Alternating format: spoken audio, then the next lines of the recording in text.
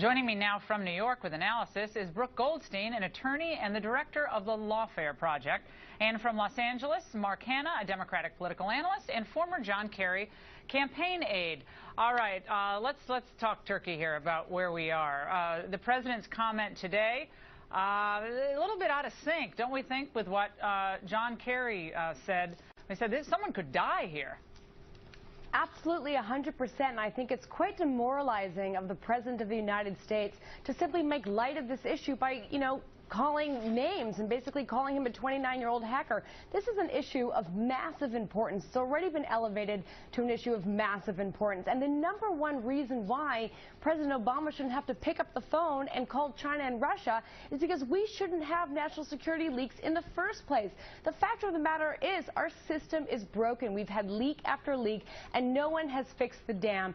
And it's shameful. Shame on the national security apparatus for allowing this to happen. Well, I think there are thousands of men and women, loyal, patriotic Americans working very hard for our national security within the National Security Agency, within the CIA and all these other agencies. But I do think that Brooke points to a smart, or makes a smart point here about, this is a pivotal point in our history where we're being compelled to a new era of transparency. And if there's any silver lining at all to this Snowden case, it's that we're going to need to reimagine our national security apparatus, what we see as the role of secrecy and privacy within that. But let me also point to something, Laura, in the setup of this.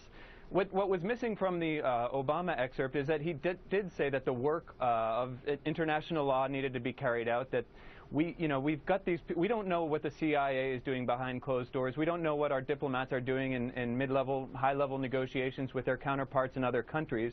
That work needs to get done. The moment that it ruins America's prestige, frankly, is when the president himself has to come out and the chief executive, the leader of the free world, and talk to his counterparts in China and Russia. All right, I hear you on that.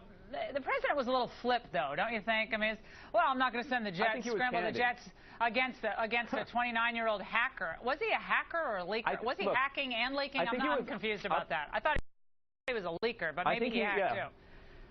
But all I'm saying is, it was a little flip, and I think just tying this together beyond NSA, which is a big issue. It's over there in Russia. It looks like we have no leverage against Russia or China. That's just where we are right now.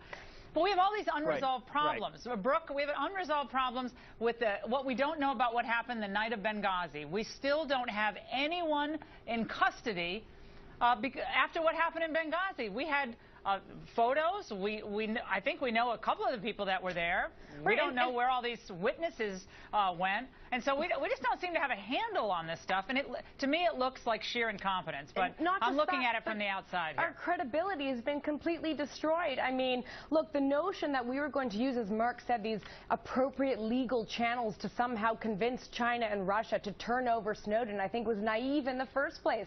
Why should they turn him over? If a Chinese dissident showed up at our doorstep with all of this information, you think we would just hand him over? We wouldn't. And it's further embarrassing that we're going on television, we're begging him to... All right, guys, out of time. Brooke and Mark, thank you so much. Sorry about that. And directly ahead, now liberals are lamenting that they too were unfairly scrutinized by the IRS, but the Inspector General says he hasn't seen any evidence of that.